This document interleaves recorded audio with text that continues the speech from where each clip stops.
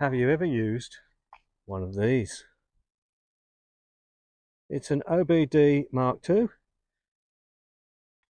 and I'm going to be talking about how these things can mislead you. Stay tuned for that.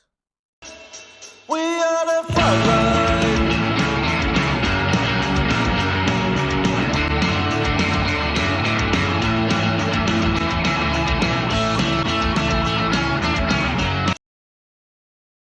Has developed a slight fault. I'll just start it up. Stone cold. That's running a little bit rough. First thing I did was plug my Foxwell OBD reader in to see what the problem could be.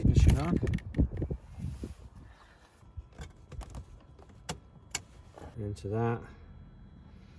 So I've got a system 1 OL fault.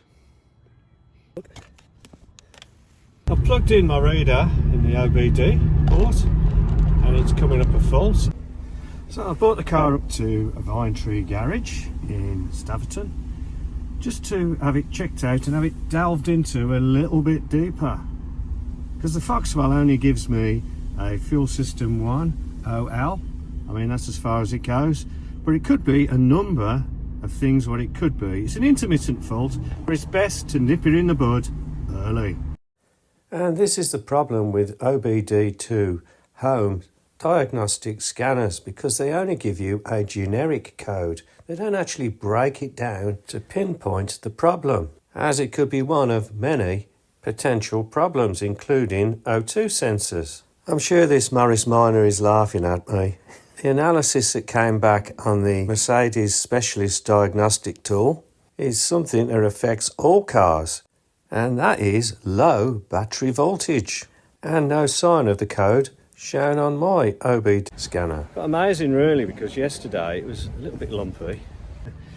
I noticed how smooth and lovely it drove this morning, but yesterday it was lumpy, and it did throw up a fault on my Foxwell. But the thing is, it doesn't give you the in-depth thing to narrow it down, but it's a waste of time really, because the car is now okay. Yeah, you know, just see how it goes. They're very busy here, I'll have to get out of the way. Nip it in the bud, don't just leave it, because it's only going to get worse.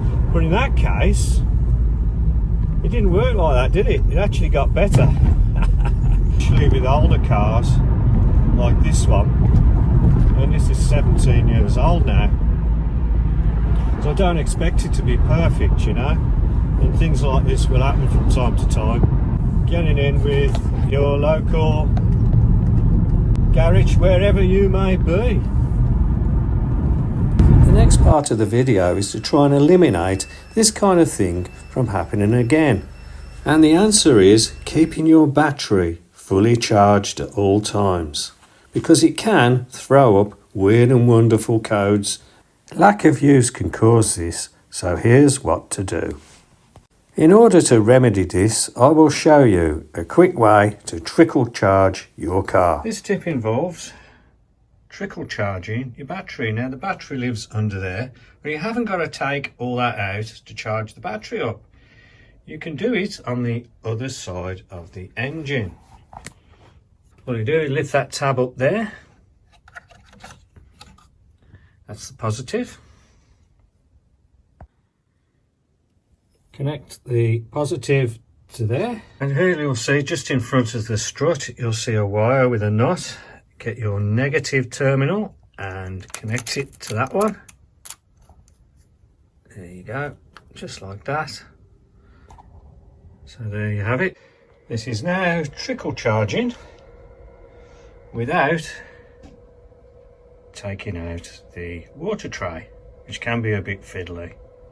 Hopefully doing this will stop you getting unnecessary codes. And now OBD for bloopers. Mark II scanners. Oh, you got something for me? Okay, thanks. Just doing a YouTube video. That's part of it actually. Thank you very much. Thank you. Thank you. Hello and welcome to Iconic Brands.